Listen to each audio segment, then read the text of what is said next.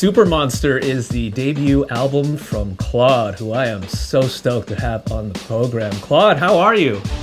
I'm good. How are you? I am awesome. Thank you so much for doing this. Where are you checking in from? Thanks for having me. I'm at my grandma's house right now in California. Oh, very nice. And are you in a walk-in closet or the library? This seems very intimate, and the lighting is just perfect right now. Yeah, the sun is really bright. It might get darker as we keep talking, but yeah, I'm just like in this, I guess, like home office room vibe. I don't really know. Very professional, very quaint, a lot different than the queer scene that you just put out. It was very entertaining, and I'm curious, how awful did those cookies actually taste? They tasted horrible. Like, I was not exaggerating when I said you could taste each individual ingredient. It was your first queer scene in a number of months. What was the catalyst or motivation or inspiration for putting this out and trying out this recipe? Well, the first one we made was like a year and a half ago. And then like literally like for a year we just thought it wasn't funny enough to like put on the internet. And then one of our friends convinced us to do it and then people thought it was funny. So we made a second one and then same kind of thing. Like we made it and then we made it months and months and months ago, like probably like 5 months ago now. And we just were too nervous to put it on the internet. So we just waited a while and I just randomly yesterday like decided to post it. It's awesome. I encourage you to do more. I am with your friends and agree. These are very entertaining. You are very captivating as a performer. Thanks. Baking obviously doesn't seem to be your strong suit. What are the other things that you have tried during this whole downtime? um I tried drinking coffee. It makes me very jittery. I like the caffeine though, but I don't like the anxious jitters. Aside from that, last year was quite productive for you. You spent a lot of time writing the material or putting together the material and recording for Super Monster, which is so amazing. I cannot stop listening to it. Thank you. I can imagine that the notebook or whatever you use to write lyrics and things must be chock full of songs and things like that. How did you go about putting these together in the sequence that you did? Um I mean, that was the honestly one of the harder parts of this record process. Like I try to write a song like sometimes I write a song every day, but I usually write pretty often. It's just like a natural form of like healing for me and of like processing emotion. So the writing part came together pretty naturally, but picking like which songs were like essential to like telling my story was really difficult. I understand these are various relationships, right? These aren't focused on one or even two relationships that you have been through. So, what was the theme that you wanted to try to convey? I think, you know, it a lot of the songs are about platonic relationships or about relationships I'd fantasize having.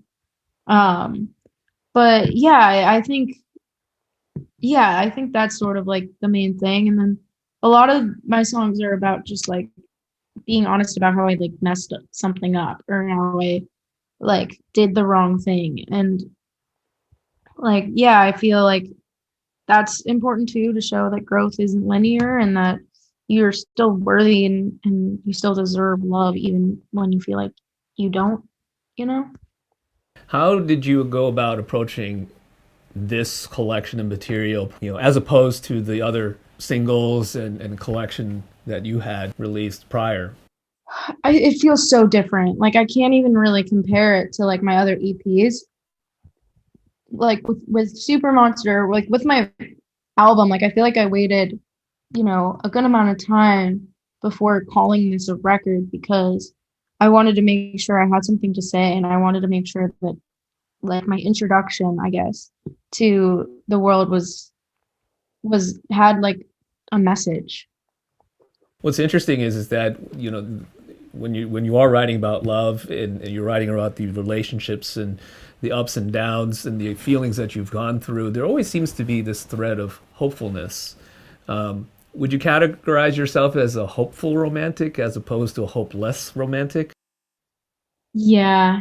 I mean, I I think of myself as a pretty optimistic person, and sometimes like it removes me a little bit from reality.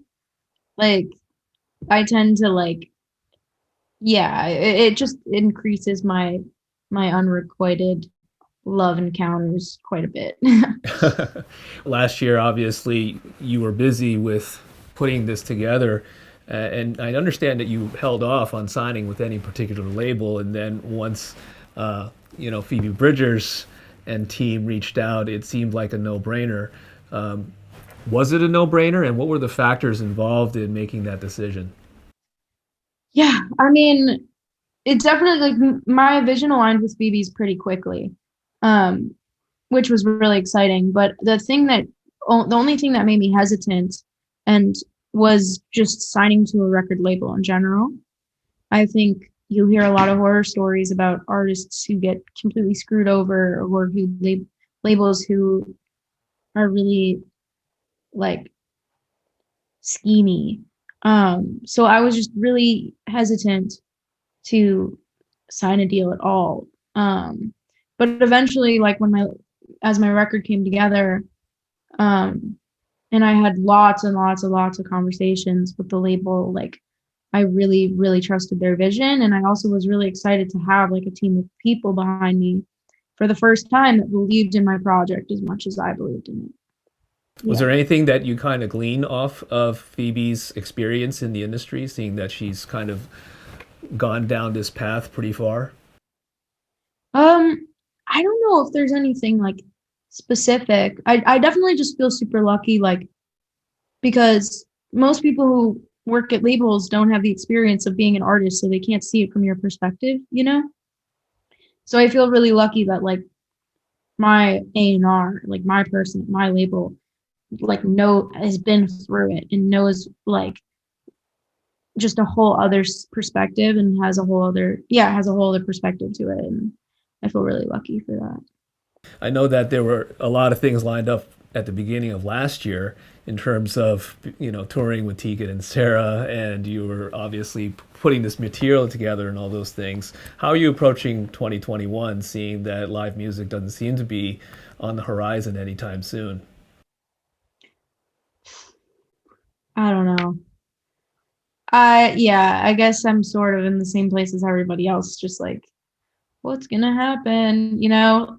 I see all like a lot of like older folks getting vaccinated, and I'm like, so are they gonna be able to go to concerts? Or not? Like, but yeah, I don't know. Just I mean, I'd love more than anything to like be able to play these songs live, but just keeping each other safe is more important. Yep, yep. Well, this album is fantastic. I have been raving about it to my small circle of friends. Thank you. Congratulations on this. I see a lot of great things happening for you. We're really excited for your future. Thank you so much. That's really nice.